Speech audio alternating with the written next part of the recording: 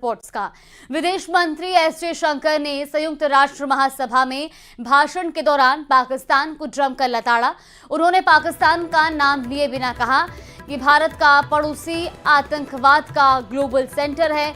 उन्होंने बताया कि आतंक के अड्डे बड़े पैमाने पर काम कर रहे हैं। आतंकवादियों का खुलेआम गुणगान किया जाता है। आतंकवाद की फंडिंग को रोका जाना चाहिए। ये बड़ी खबर आपको बता रहे हैं। यूएनजे में पाकिस्तान को भारत ने जबरदस्त लताड़ लगाई है।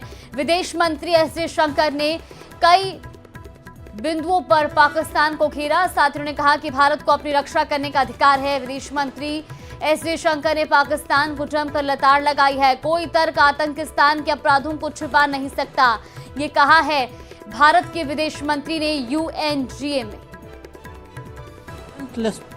Because terrorism is a shared threat, Madam President, it is essential that there is much deeper international cooperation. When nations openly declare terrorism a state policy, when terror hubs operate on an industrial scale, when terrorists are publicly glorified, then such actions must be unequivocally condemned. The financing of terrorism must be choked, even as prominent terrorists are sanctioned. Relentless pressure must be applied on the entire terrorism ecosystem.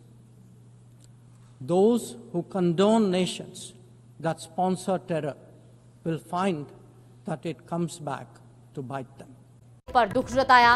क्रूर हादसे जो हुआ है उसको लेकर के उन्होंने अपनी शोक संवेदनाएं व्यक्त की हैं। पीएम ने कहा कि क्रूर में हुआ हादसा व्यथित करने वाला, जिन्होंने अपनों को खोया उनके प्रति संवेदना है। गृह मंत्री अमित शाह ने भी इस हादसे पर दुख जताया है। क्रूर में हुए हादसे से दुखी हूं, ये कहना है गृह मंत्री अमित शाह का। साथ ही गृह मंत्री अमित शाह ने मुख्यमंत्री स्टालिन से भी बातचीत की है। गृह मंत्री ने केंद्र की तरफ से हर संभव मदद का भरोसा दिया है। प्रधानमंत्री नरेंद्र मोदी ने भी इस हादसे को लेकर ट्वीट किया है और उन्होंने अपने ट्वीट में इस हादसे का जिक्र करते हुए दुख व्यक्त किया। तो देखिए, कुरूर में 27 सितंबर को यह हादसा हुआ जिसमें 38 लोगों की मौत हो गई। हालांकि केंद्रीय गृह मंत्री ने इस पर अब रिपोर्ट मांगी है कि आखिर इस हादसे के पीछे की वजह क्या रही, तो वहीं इस पर दुख भी जताया है। दिल्ली आश्रम कांड आरोपी चैतन्यानंद गिरफ्तार। यौन शोषण के आरोप में ये गिरफ्तारी हुई है। दिल्ली पुलिस ने चैतन्यानंद को गिरफ्तार कर लिया है।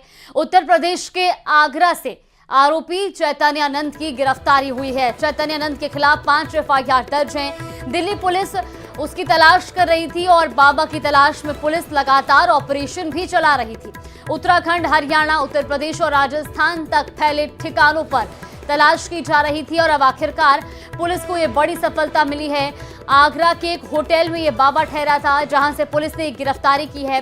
देर रात करीब 3 से 3:30 के बीच में गिरफ्तारी हुई, जिसके बाद आरोपी को अब दिल्ली लाया जा रहा है। फिलहाल आपको बता दें कि छात्राओं के साथ छेड़छाड़ के आरोप में ये गिरफ्तारी हुई है। दिल्ली पुलिस ने चैतन्यानंद को गिरफ्तार कर लिया है। छात्राओं से छेड़खानी और अश्लील बातें करने का आरोप इस पर लगा है। तो दिल्ली के पटियाला हाउस कोर्ट में होगी चैतन्यानंद की पेशी। दोपहर बाद चैतन्यानंद को कोर्ट में पेश किया जाएगा।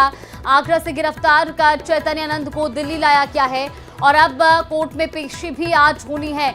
इस वक्त की बड़ी खबर आपको बता रहे हैं। आगरा से गिरफ्तार कर चैतन्यानंद को दिल्ली लाया गया और पटियाला कोर्ट में चैतन्यानंद की पेशी होगी। इस वक्त की बड़ी जानकारी आपको बता रहे हैं।